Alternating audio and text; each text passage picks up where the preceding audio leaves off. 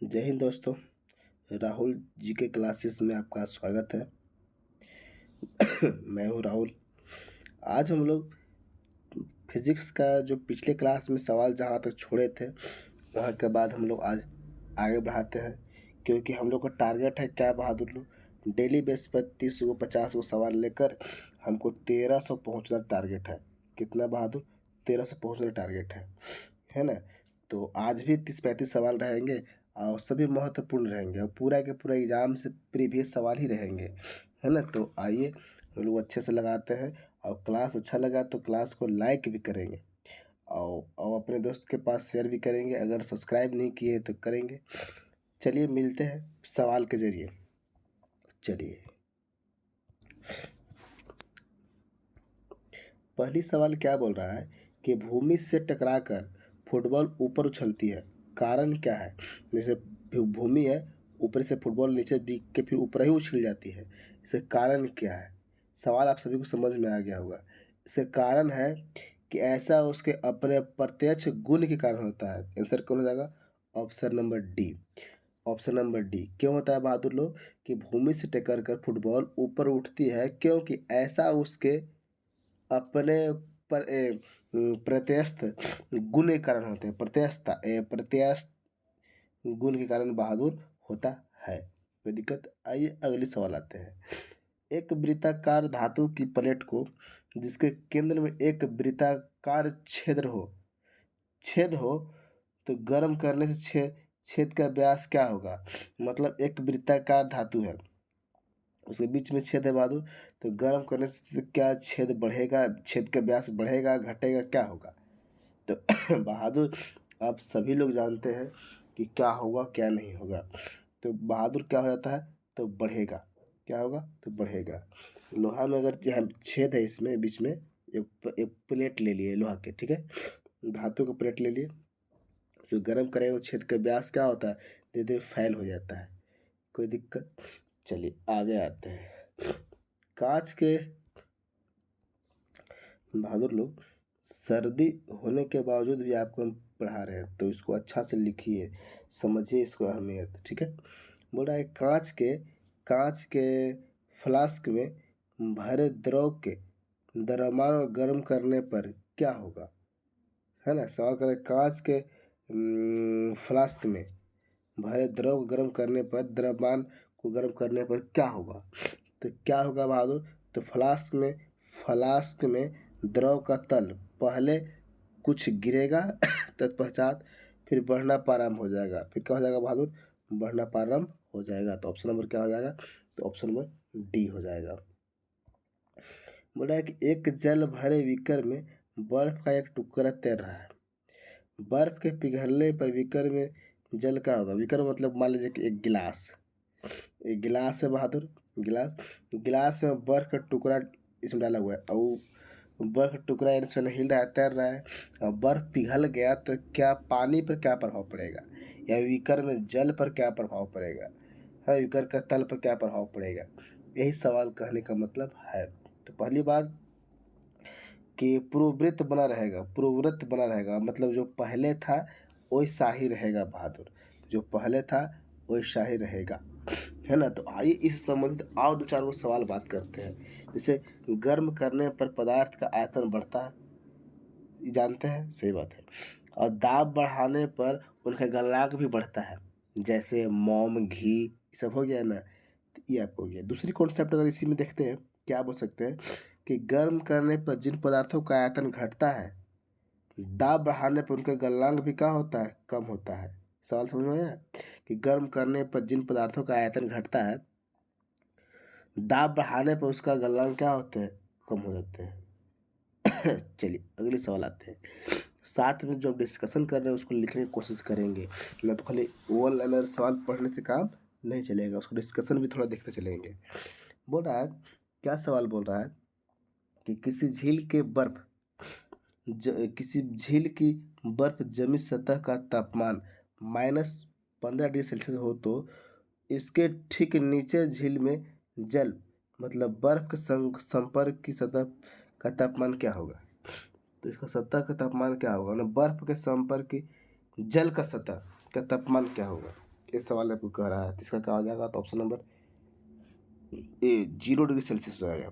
क्या हो जाएगा बहादुर? 0 डिग्री सेल्सियस हो जाएगा। चलिए सवाल को पढ़ते चलेंगे ध्यान से, तभी समझ में आएगा, क्योंकि सवाल सब प्रीवियस सवाल है और बहुत महत्वपूर्ण है। क्या बोल रहा है? क्या होता है जब जल को 8 डिग्री सेल्सियस से इतना डिग्री सेल्सियस 0 डिग्री सेल्सियस तक किया जाए तो क्या हो सकता है? तो पहली बात क्या हो सकता है कि पहली बात इसमें क्या हो सकता है, तो पहले यहाँ विचार करना होगा। तो इसका हम बोलेंगे बहादुर, जल का घनत्व समान रूप से बढ़कर 0 पर अधिकतम हो जाता है। समान रूप से बढ़कर और 0 डिग्री सेल्सियस पर क्या हो जाता है? अधिकतम हो जाता है। क्या हो जाता है बात लो? तो अधिकतम हो जाता है। कोई दिक्कत? यही सवाल का आंसर था। अगर इसी में बात करते हैं, ये देखिए ध्यान से देखेंगे, अभी बोला कि 8 डिग्री सेल्सियस से कितना डिग्री तक जाना है? 8 डिग्री सेल्सियस से 0 डिग्री सेल्सियस तक किया जाए तो जल का आयतन जो है ना, जल का आयतन यहाँ से यहाँ तक आएंगे तो बहादुर बीच में तो 4 आएगा। बीच में कितना आएगा? 4 डिग्री सेल्सियस तक। तो 4, इसका आयतन जो है ना, आयतन 4 डिग्री सेल्सियस तक कम होगा। मैंने बीच में 4 आया ना, देखिए ये बीच में 4 आया, तो यहाँ से यहाँ आया तो 4 डिग्री तक कम होगा। और जैसे ही 4 से आगे जाएगा उसके बाद बढ़ना शुरू हो जाएगा। बढ़ना क्या हो जाएगा? शुरू हो जाएगा। कोई दिक्कत है बहादुर? आइए अगले सवाल।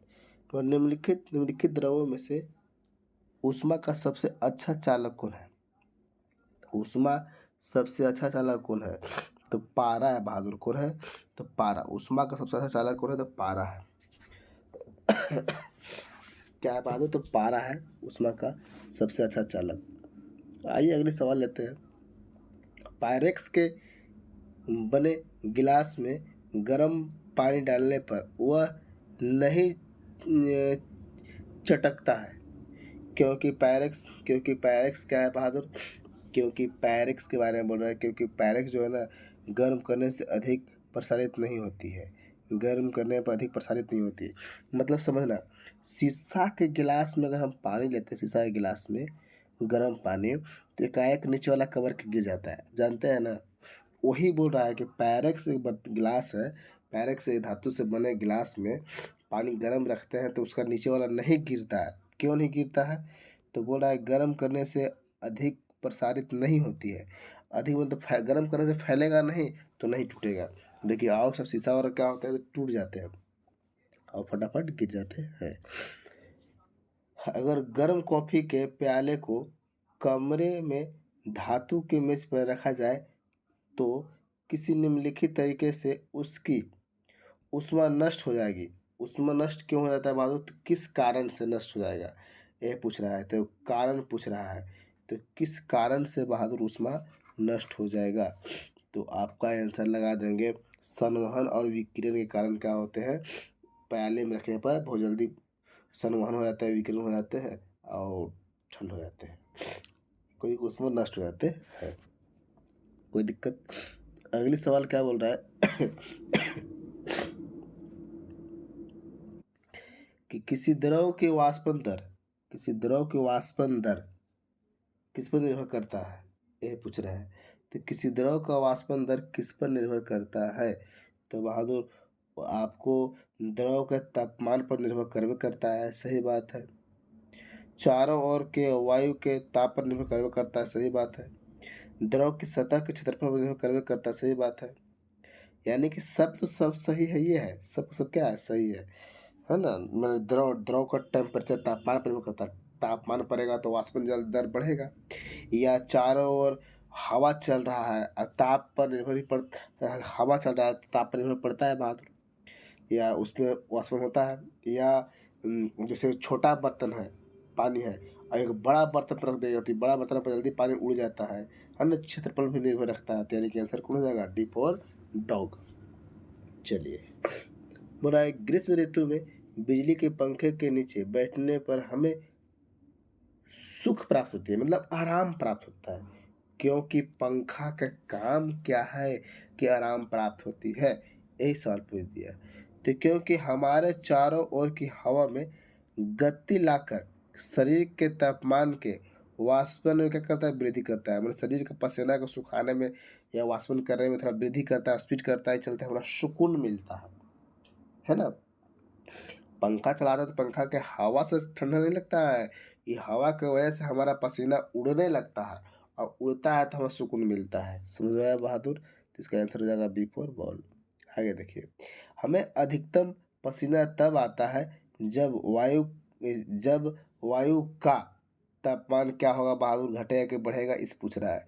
तो वायु का तापमान तापमान अधिक हो और वह आर्द्र हो, थोड़ा सा नमी टाइप हो, आर्द्र हो, तब थोड़ा सा जैसे बारिश के टाइम में देखे है, अचानक बारिश हुआ, तापमान ज़्यादा है और थोड़ा सा बारिश हो गया, पानी पड़ गया, तो उस टाइम गर्मी उमस टाइप में लगता है। हाँ, तो वही सवाल बोल रहा है, option number B for ball. निम्नलिखित में से कौन सी भौतिक राशि है जो मात्रा में वृद्धि के बाद भी अभिप्राय अप्रभावित रहती है, मैंने अप्रभावित रहती है। सवाल इसका यही है। इसका आंसर हो जाएगा बहादुर घनत्व। घनत्व क्या होता है? अप्रभावित रहती है। अगले सवाल आते हैं, एक नंबर सवाल है, एक पार्सेक में कुल कितने प्रकाश वर्ष होते हैं? एक पार्सेक में कुल कितने प्रकाश वर्ष होते हैं? तो जानते हैं बहादुर कि 3.26। 3.26। अगले आते हैं, निर्वात में यदि तीन वस्तु लोहा, कागज और पत्थर को गिराया जाए तो पृथ्वी पर कौन, मतलब कहने का मतलब कि जहाँ पर कुछ नहीं है, हवा और कुछ नहीं है, निर्वात जिसको बोलते हैं, जहाँ पर कुछ नहीं होता है, और निर्वात को ऊंचाई पर से यहाँ से गिरा रहे हैं, तीनों बारी वर्ष गिरा रहे हैं, तो पहले पहले कौन गिरेगा? क्या लोहा गिरेगा या कागज गिरेगा या पत्थर गिरेगा? कहाँ का बात कर रहा है? देखिए शुरू में क्या लिखा है, निर्वात, जहाँ पर कुछ नहीं है, वैक्यूम है, ठीक है ना। तो कौन गिरेगा बहादुर? इसका आंसर क्या होगा? तो तीनों साथ आएगा बहादुर। कौन होगा? तीनों साथ आएगा। कहाँ बात कर रहा है? निर्वात में बात कर रहे हैं, ध्यान देना होगा। चलिए आगे सवाल देखते हैं। एक सेकेंड पेंडुलम का समय आवर्तकाल कितना होता है? बताइए कितना होता है? जिसका आंसर ऑप्शन है 1, 2, 3 है। जो भी आंसर लगाना है लगा सकते हैं। तो इसका आंसर हो जाएगा बहादुर, इनमें से कोई नहीं, इनमें से कोई नहीं। तो इसका आवर्तकाल क्या होता है? तो एक सेकंड पेंडुलम का आवर्तकाल 2 सेकंड होता है। कितना होता है? 2 सेकंड होता है। तो इनमें से 2 है ये नहीं है ना, 2 सेकंड होता है। मतलब कहने का मतलब, जो घड़ियाँ एने से ना झूला रहता है, झूले इस झूलता रहता है, तो एक राउंड यहाँ से आके है जाने में 2 सेकंड लगता है। कितना होता है? तो 2 सेकंड। यही के बारे में पूछ रहा था। हालांकि आपको हम पढ़ाया है इसके बारे में। चलिए आगे बोला कि 1 म्यू मीटर कितना सेंटीमीटर के बराबर होता है? कितना सेंटीमीटर के बराबर होता है? 10 के पावर -6, 10 के पावर -6 सेंटीमीटर के बराबर होता है। अब अगर बोल देगा कि 1 सेंटीमीटर बराबर कितना होता है बहादुर लोग, अगर 1 सेंटीमीटर बराबर अगर आपसे बोल देगा तो 10 के पावर 2 मीटर होता है। कितना होता है? 10 के पावर 2 मीटर। और 1 म्यू बराबर अगर बोल देंगे सेंटीमीटर में, तो 1 म्यू बराबर इतना मान दिए। एक मिनट, एक म्यू बराबर होता है मीटर में। मीटर में 10 के पावर -6 होता है मीटर में, और सेंटीमीटर में 10 के पावर -4 होता है। तो आंसर हमको कौन होना चाहिए? तो सी होना चाहिए। ये गलत हो गया, ये नहीं होना चाहिए, कौन सी होना चाहिए। कोई दिक्कत तो बहादुर लोग। चलिए, वायुमंडल की ओजोन परत हमें किससे बचाती है? वायुमंडल की जो ओजोन परत है वो हमें किससे बचाती है? चारों में से कौन ऑप्शन से हमको बचाने का काम करती है? तो सवाल तो बहुत मस्त है, बहुत मस्त है। अल्ट्रावायलेट किरण से, अल्ट्रावायलेट किरण से बचाती है। किससे बहादुर?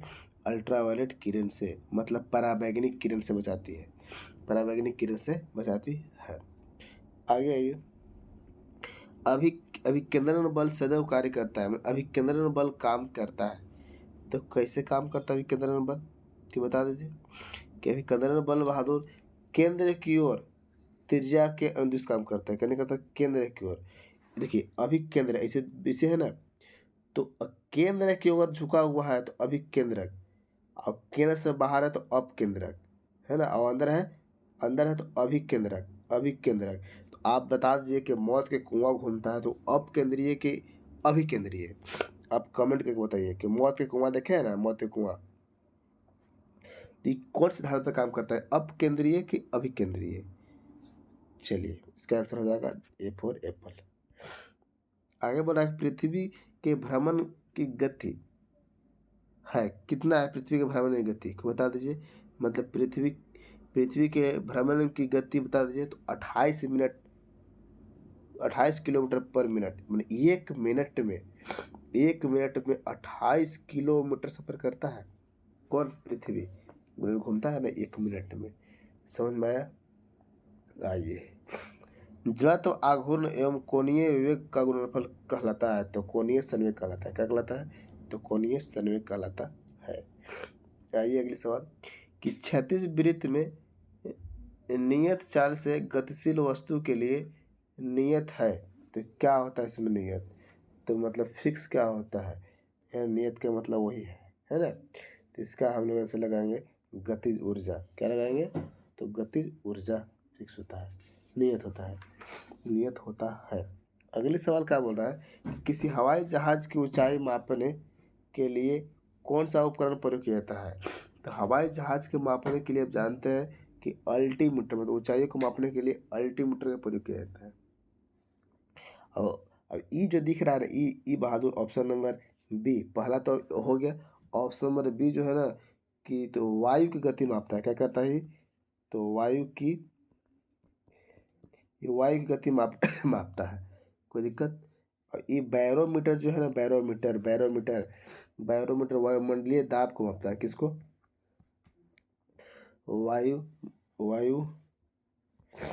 वायुमंडलीय दाब को, वायुमंडलीय क्या बहादुर, तो वायुमंडलीय दाब को मापता है।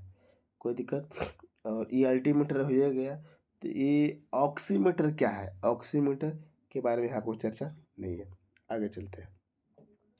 अंतरिक्ष में दो बिंदुओं की पृथकता की दूरी को कहते हैं। मतलब अंतरिक्ष में दो पिंड है उसके बीच की दूरी क्या कहते हैं, एक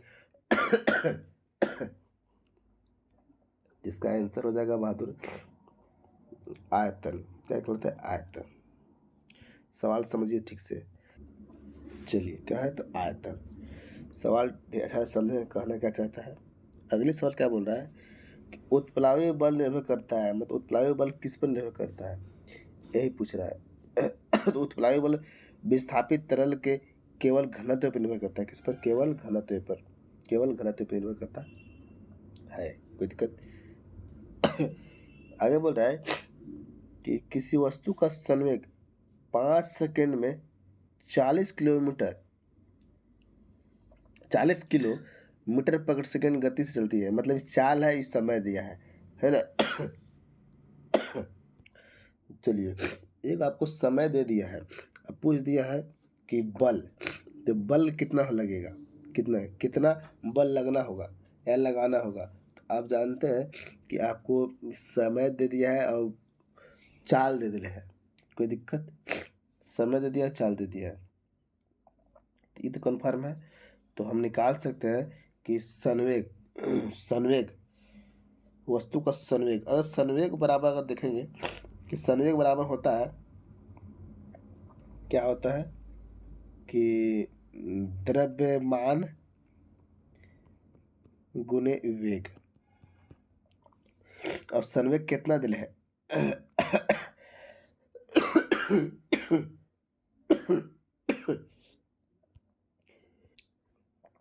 चलिए संवेग कितना दिल है पहले देख लीजिए।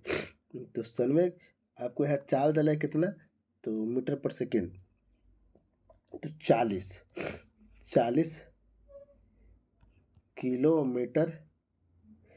किलोमीटर पर सेकेंड। कोई दिक्कत। और द्रव्यमान मतलब मास गुण, और वेग कितना दिल है, तो 5 सेकेंड। तेने गुना थे आएगा तो भागा हो जाएगा, कितना हो जाएगा 8। तो 8 क्या हो जाएगा, तो 8 न्यूटन हो जाएगा इसका आंसर। 8 न्यूटन दे रहा है तो 8 न्यूटन इसका आंसर हो जाएगा। आगे आइए। प्रक्षेप्य का पथ होता है तो ये परवलय होता है। परवलय मैंने प्रक्षेप करता है तो गोल घूम कर जाता है, वृत्ताकार नहीं होता, गोल गोल घूमता है ना। चलिए परवलय होता है। आगे देखते हैं। आगे बोल रहा है कि हरे पत्तों वाला पौधा लाल प्रकाश में देखने पर कैसा दिखाया जाता है। तो हरा देखते हैं तो लाल प्रकाश में आपको अब जानवे करते हैं कि कैसा दिखेगा। तो इसका सिंपल सवाल है कि वो काला दिखेगा। कैसे दिखेगा? तो काला दिखेगा, काला दिखेगा। अगला सवाल बोल रहा है कि परम दाब है, परम दाब है। तो परम दाब बराबर या परम दाब है तो परम दाब बोलते हैं कि गेज दाब प्लस एक बार बराबर क्या होता है? तो परम दाब होता है। क्या होता है बहादुर? कि गेज दाब प्लस में एक बार, एक बार जो है ना ये परम दाब का मान है। कोई दिक्कत? आगे बोल रहा है एक फेमटो बराबर, एक फेमटो बराबर होता है, एक फेमटो बराबर हम निकाल सकते हैं 10 के पावर माइनस 15 मीटर, 10 के पावर माइनस 15 मीटर। अब अगर बोल देगा कि एक पिको बोल देगा तो आपसे बोल देगा कि एक, तो पिको बराबर बोल देगा तब हम कितना बताएंगे? तो 10 के पावर माइनस 12 मीटर में। ठीक है। मोटा कि एक समान आयतन की लकड़ी तथा लोहे के गोले को ऊंचाई से एच ऊंचाई मैंने कोई ऊंचाई है, मतलब मान लो इतना ऊंचा है, एक साथ गिराया जाए तो तो दोनों गिरेगी क्या एक साथ, क्या अलग अलग? ये बोल रहा है। तो एक साथ गिरेगा बादल। जब कुछ नहीं बोलता है तो समझ आता है कि निर्वाते की बात कर रहा है। ऐसा सवाल में सीधा सीधा सिर्फ समझना है क्या चीज़ कि निर्वात की बात कर रहा है। क्या चीज़ कर रहा है? निर्वात के। हवा का लिख लिया है, नहीं लिखा है तो निर्वात समझ जाएंगे। प्लांक नियतांक एच के बीमा समान है। तो एच का बीमा कितना होता है? या एच का बीमा कौन होता है? तो कोणीय संवेग के कोणीय संवेग का। और संवेग का सॉरी क्या बोल रहा है कि संवेग, संवेग का बीमा क्या होता है? और संवेग का बीमा बोलेगा तो क्या होगा? तो MLT माइनस 1। अगर आपसे बोल देगा कि ऊर्जा, ऊर्जा क्या होगा बीमा? तो ML2 इतना आप जानते हैं। अगर आवृत्ति के बोल देगा तो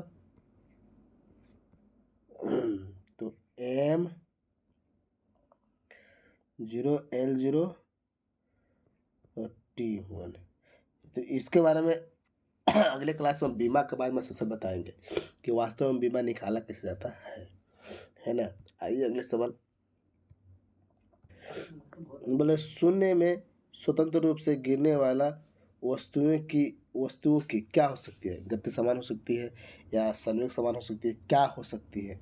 कहाँ बोल रहा है? शून्य में स्वतंत्र रूप से कोई गिर रहा है वस्तु तो क्या प्रभाव होगा या क्या हो सकता है ना। तो बोल रहा है कि समान त्वरण होता है। शून्य में गिरा तो क्या बहादुर? त्वरण क्या होते हैं? समान होते हैं। आगे बोल रहा है कि द्रव द्रव की बूंदे निम्नलिखित में से किसके कारण गोल होता है? तो द्रव के बूंद किसके कारण गोल होता है बहादुर? तो ये आपको सवाल बहुत ही ईजी है। ये आप कमेंट करेंगे, आप कमेंट करेंगे, आप कमेंट करेंगे बहादुर और बताएंगे। कोई दिक्कत? तो आप कमेंट करके इसको बताएंगे कि द्रव मतलब पानी के बूंद जो होता है बारिश तो गोल क्यों होता है, ये बताएंगे बहादुर। अगले सवाल देखिए। सवाल तक वही है आंसर 3.26। इसका आप बताएंगे है ना। क्लास अच्छा लगा तो क्लास को लाइक करेंगे और दोस्तों के पास शेयर करेंगे। चलिए मिलते हैं क्लास में। धन्यवाद।